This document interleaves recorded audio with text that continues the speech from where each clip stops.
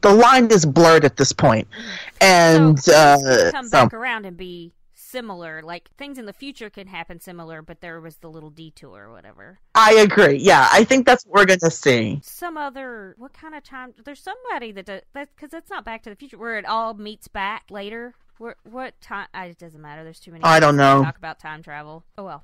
If anyone knows, if you remember what it was where it all comes back to the same timeline later, just tweet us or something at the Picard cast.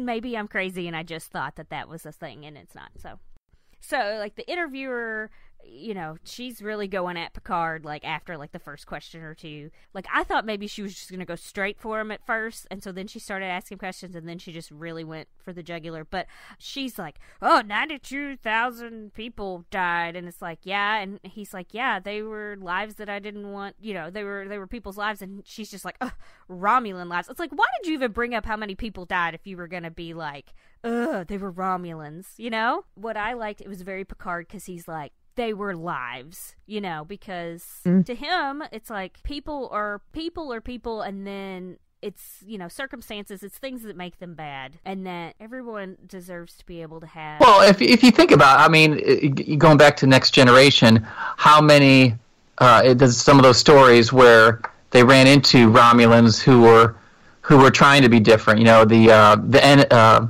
one from the Enemy with Geordi and the Defector, and you know, things like that. So he's there. You know, you don't paint anybody with a broad brush. I mean, he did the Borg for a bit because, you know, they kidnapped him and all. But yeah, I mean, even with, like, episodes like The Defector, you know, we certainly had a Romulan, an upper-level Romulan, not just like, you know, hi, I'm Romulan Joe and I work in the basement as the janitor. No, this was like he was like an admiral, I think. He basically defected because he thought, you know, Romulus was going to start a war with the Federation. He wanted to avoid the loss of life. So I think, like, for her, but I also think this speaks to sort of these universal themes of, you know, casual racism, where she's like, Romulan lives, like, it's like, well, why does that mean any less? Why, which is why he corrects her and he says they were lives, you know? Yeah. So, I mean, you know, and I've seen stuff online of people who clearly have never seen one unit of Star Trek in their life, who are like, why is Star Trek political now? And how come Star Trek is... have you never watched a Star Trek? Have you never watched a minute of Star Trek? It's been political. It's been social. It's been on the pulse of what has been happening in the world around us. If you think this is something new... I don't know what to tell you. They're one of the original series. That may have been one of the first shows to go back in time to, like, kill Hitler type thing. Yeah. Yeah, exactly, yeah. And they, you know, like, all these people know is that there were tribbles in the old one, and then newer ones, there was Jean-Luc Picard, and then it's like, I don't know, and then some lady and some black guy kind of thing. These are people who are not hardcore fans, I don't think. In my opinion. They can't even... I feel like if they don't understand, they can't even be just really casual fans, because that's super casual not knowing this. Because almost every episode has some sort of life lesson or moral dilemma. Deeper meaning, moral dilemma. Yeah, absolutely. Trek. Yeah. Absolutely. Anyway, yeah, I don't understand people sometimes, but that's why I'm friends with you all, because you're not like regular people. You're cool people. So we see, while this is going on, you know, this interview is being broadcast all over the galaxy, which there was a joke here where she says, thank you for letting the entire galaxy into your living room or study or whatever she says, and he says something about, oh, it's not as crowded as I thought it would be. Yeah. Yeah, that's cute. But Daj, she's walking down the street in some city. I don't know where she is. She sees Jean-Luc doing his interview. She recognizes him from her visions.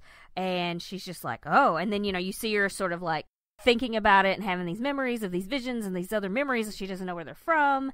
And he finishes his interview because he gets aggravated because he felt like Starfleet wasn't Starfleet anymore, and so he got up and left the interview, and then we just sort of see Daj kind of like still staring, like trying to figure out how she knows this guy and that how to get to him and everything. So then we're back at the vineyard. This is where we see the shot from the trailer with Picard outside drinking the wine with the dog. It starts barking because he hears something. It's Daj. So number one runs up to her and he stops barking.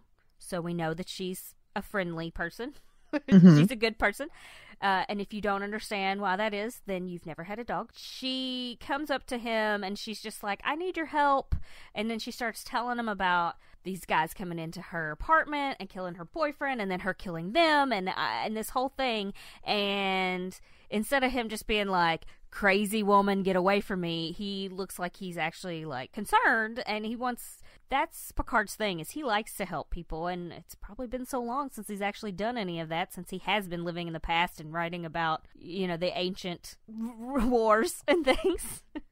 I just like that they say ancient for like our time period. It's funny, you know. It kind of, I think it sort of sparks a little bit of the old Picard in him, where he wants to help her. So, you know, they talk about it. You know, they decide like to bring her. He brings her in the house, and because she's got like a cut on her head and stuff. And so Laris and Zhaban, they treat her like Zhaban gets her a blanket. Laris fixes her forehead, and I wish we had like that thing that fixes their skin. Oh, like a dermal regenerator. Yeah, that would be amazing. I could not remember what it's called because I cut 2 fingers. Wait, Rebecca, you mean a dermal regenerator?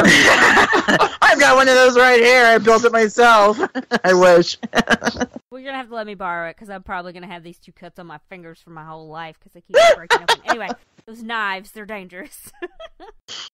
So yeah, they fix her forehead with the dermal regenerator. Picard is talking to her, and he's giving her, of course, Earl Grey tea. You know, they start talking about her necklace and stuff, and she's wearing this necklace that has these 2 interlocked rings, and she takes it off and shows it to him and says that she got it from her dad, and, you know, that's kind of all we really find out about it at this point. But it does come back up, of course. He decides that maybe she should stay and rest, and so Lars takes her to a room to rest. Then we see Picard wake up, and he looks out the window again. He sees Data painting that we see from one of the trailers. And, of course, he goes out there, and this time he is wearing a Starfleet uniform. So him and Data are wearing the, like, second version Starfleet uniforms from TNG. When we saw Data earlier, he was wearing the more, like, Nemesis, Deep Space Nine, gray on the shoulders outfit. Anyway. Right, yep. So this time they're both wearing the ones, either the, like, 2-piece ones, not the onesies. Oof. And, you know, they have their whole thing like we see in the trailer, which I checked it today because I compared. I'm like, they reshot that because the one from the trailer, Data didn't look right, the hairline didn't look right. So they reshot it, and it is like the Data we know. I was wondering if they redid it, but I didn't look into it to see that. But yeah, so it's the same, you know, the same scene, obviously shot at a different time. He's painting, and you see this woman on a beach with a hood and stuff, and he asks Picard to finish it, and Picard says he doesn't know how, and all this stuff. And he wakes up, and he's at his desk, and he's fallen asleep in his study at his desk, and behind him is that painting, but the woman isn't facing us. So we just see the side of her hood. She's looking out into the ocean. Lars comes in and says that Daj is gone. She says, your woman is gone or something, and I think that's hilarious. Well, I think she says the girl is gone. She says woman, and then she says woman because I'm like, she does? Oh, that's so funny. That's why but then so hilarious. I love that she said the dog was in her bed, but that she was gone, and I was like, oh, number one just like hopped into bed. Because Picard fell asleep at his desk, so you know. Yeah, he needed to find someplace to sleep. He's like, I'll go hang out with her. So Lars said she got up at 5 a.m. and Daj was already gone by then. They didn't see her on any of the security cameras. They didn't see her leave. And they also didn't see her hanging out anywhere on the property. So it's just kind of like, ooh, weird. And then Picard is like, you know, he's thinking about that picture, and he's thinking about the stuff they're telling him, and he's like, I need to go somewhere. So we find out that Picard goes to San Francisco, and we know this because there's the Golden Gate Bridge is still there somehow. All right. That's awesome. Yeah, they've taken good care of it. He goes to Starfleet Archives. That's what appears on the screen. Do they really need a bridge? Do they need a bridge anymore? I mean, because everything's flying. Like shuttles. When you saw that Boston, everything's floating. Like, do you need a bridge? I mean, it had solar panels on it, so maybe they had. Oh, it did? I didn't even notice that. Yeah, maybe they had created solar roads at one point in time, and then they had flying stuff. So then they just kept it because it was keeping the city. Cool. That's smart. And I think too, like at that point, they're probably just preserving it because it's a landmark. It's famous, and they've always had it in Star Trek that like when they're in San Francisco, Starfleet Academy, you always see the Golden Gate Bridge. Mm-hmm. He has gone to the Quantum Archives, is what they call it, and we see another shot from the trailer where he's walking down a hall with this woman who we find out is the index of the archive, so she's like a hologram. And he asks if anybody's been there, if anybody's ever to able to get into his room, his archive room, and she says, not unless you want to sell tickets. And he's like, it's like, what's that all about? So so she tells a joke, and she says it's something she's trying, and he's just like, don't quit your day job. So that, for me, that was the like, don't quit your day job. Like that was the one that kind of annoyed me, but it's like it's very Star Trek, I feel like, for a non-living being to make a joke. Yeah. Oh yeah, that's Data also a Star Trek thing. Yeah. Data always tried it, and so she walks with him to a certain point, and then when it's time for him to go into his room, she has to leave him for privacy reasons. But if he needs her, he can call upon her, and she'll show up. Which he does once he's in here. But I said we see Picard's stash is what I called it. And he's got like some of those models he had. We see a batolith, which I don't think I spelt it right. I know it's got apostrophes, but that's okay. You all don't have to see it. But my two friends here have to see. And the Picard Day sign is hanging up in there. Okay, I legit got a tear in my eye when I saw that the Captain Picard Day banner was hanging up in his it's not like archives. Rolled up in a no, or something. It is displayed. That I legit was like, he still has the banner. Like I just got. I still love in the original episode at the end that female admiral goes, Captain Picard Day. He says, I'm a role model. Indeed you are. Straight face. Well, I also... I'm sorry, Joe, go ahead. Just totally, she does just totally deadpan. Indeed you are. That's a great... that's also a great scene in that episode where Jonathan Frakes as Commander Riker impersonates him, where he's as a little doll, and he's like, what do you think, number one? And he's like, I'll be on the bridge. What a great little humorous moment. That's also a really good episode. Which the Captain Picard Day stuff has nothing to do with the episode, but like the episode itself is an excellent episode.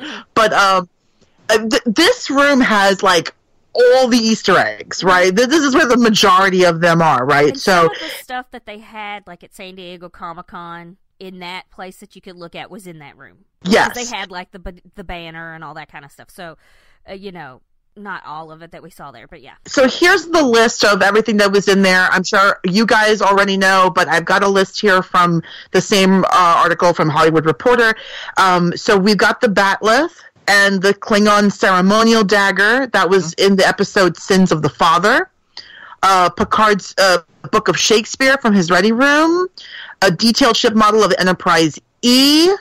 A model of the E's captain's yacht named the Cousteau, which was seen in Insurrection. That's Picard's personal shuttle. The Captain Picard Day banner, of course, from the episode The Pegasus.